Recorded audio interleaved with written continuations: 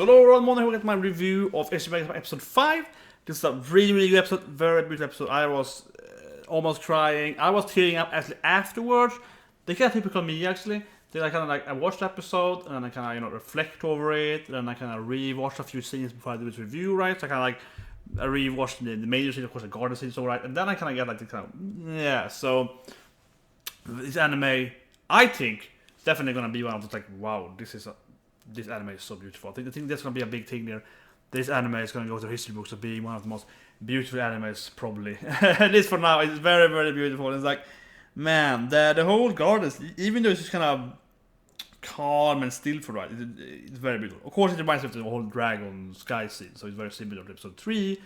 And not saying that's bad, but I mean, I really liked it. I really liked it. But it could be an issue though if like every episode, not every episode, but every like sad moment has to kind of like a beautiful scenery things.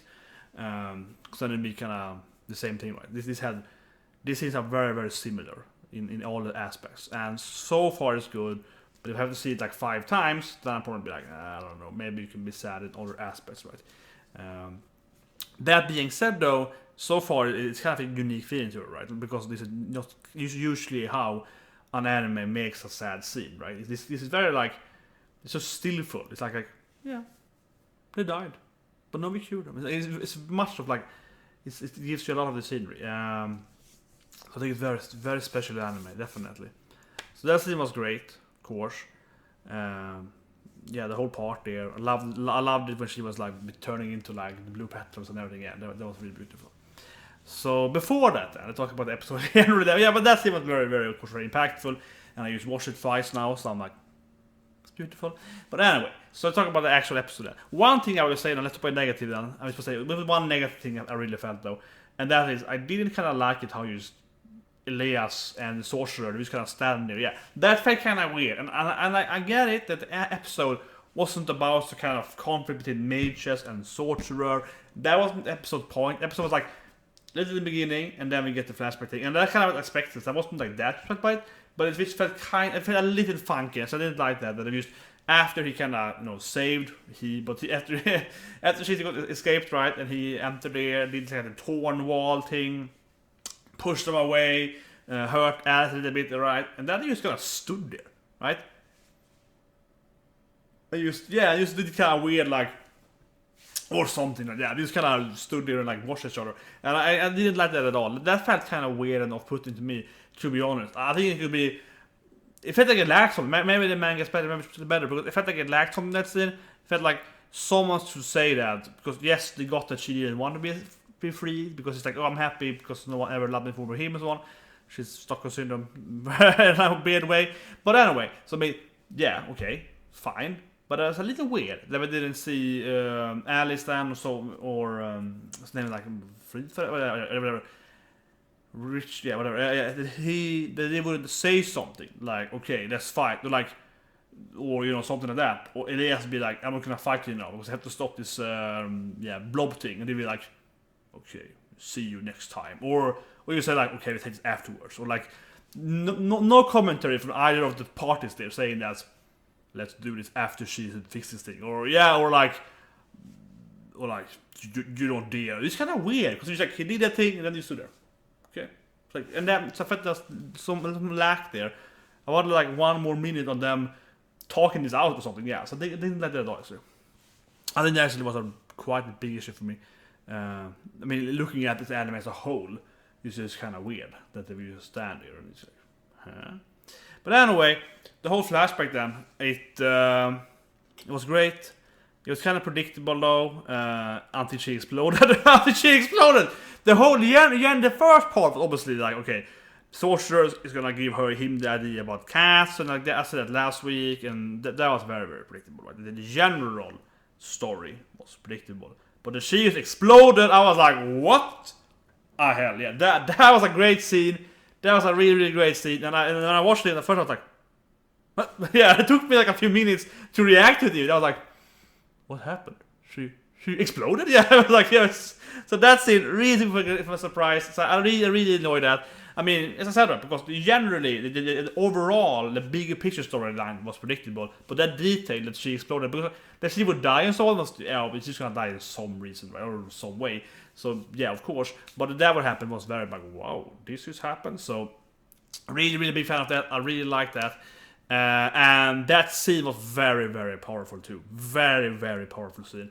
When she, of course, enters, she see her husband kill his cat, she let cats, right? He's made some kind of like condensed blood with the cats, and then of course she gets force-fed the blood, right? So that was, or whatever, like blood, something magic. So that was a very powerful scene, very dark scene. I mean, dark before that, but I would say that scene obviously was the most dark scene. That she was like, the sorceress coming up behind her and grabbing her face, like her eyes and mouth, and like, drink it, yeah, see blood like flowing through her from her face and her down to her neck and so on. Yeah, that scene was very, very powerful, very, very dark. I really liked it, yeah, and of course it exploded. So that was an amazing scene. I think it really was an amazing scene. Yeah, like, super awesome, super awesome. But I would say this though, I just really didn't like that they stood there. So I say yeah, no, but I was like, what would that great episode? Probably, I don't want to give it like 10 out of 10. I'll probably give it 9 out of 10. I think that for me is like a -1 or like 9.5. Yeah, I mean, I feel a little greedy now, but I was like, damn, that scene just didn't make any sense. Episode as a whole was kind of weird. Yeah, that first 3-4 minutes wasn't that good. I was like, no, great episode now. I was like, probably say it's a really, really good episode. That scene was the force feeding. I would say is the best scene so far in this anime. But I do think the episode as a general was put down by that, and it felt a little slow too. Yeah, the pacing of the anime has also been very slow, right? And it's kind of obvious here as well.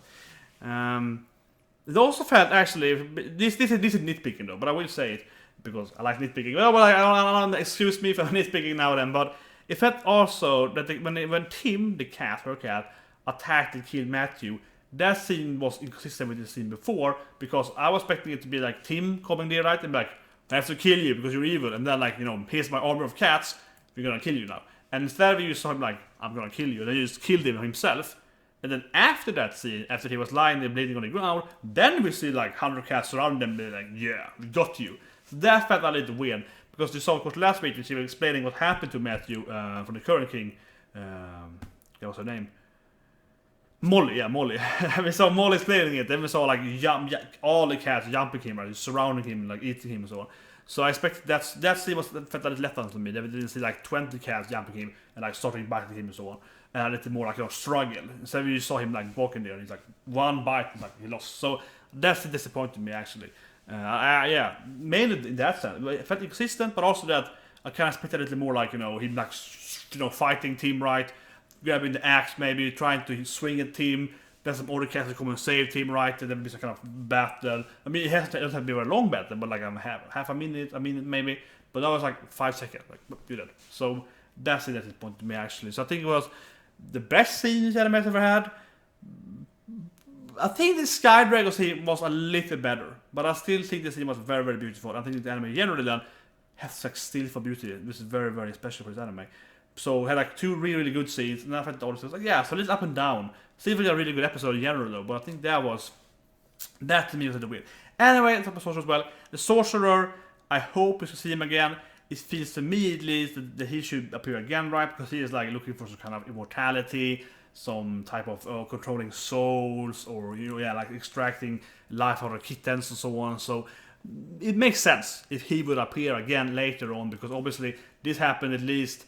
It felt like it happened like 8 cat lives ago or something, but so if 8 cat lives is like, I don't know, 20 years, so 160 years ago, of course this guy could be alive because he has some kind of, he's searching for immortality, right? And he can use magic and so on, and he's experimenting on people, so he could definitely be a major bad guy in the future. And I hope he will be, because I liked it in any kind of storyline. We see this flashback, like this happened 1,000 years ago, this evil sorcerer did this thing, and then of course he appears, maybe with a different clothing and so on, but same face, right? Like 200 years later or 1,000 years later, it's like, oh, I saw you in the past. How the hell and so on. That was interesting, I think. It's kind of like a simple thing, or a standard thing, I guess. More simple standard thing to do.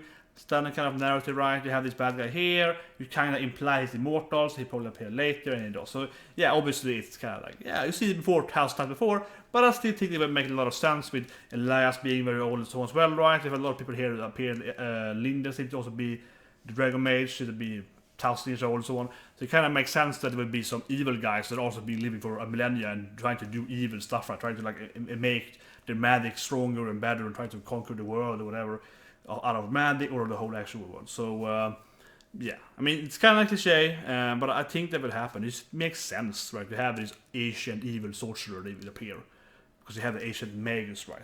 Who's a good guy. So probably. So anyway, see you guys next week and have a great day.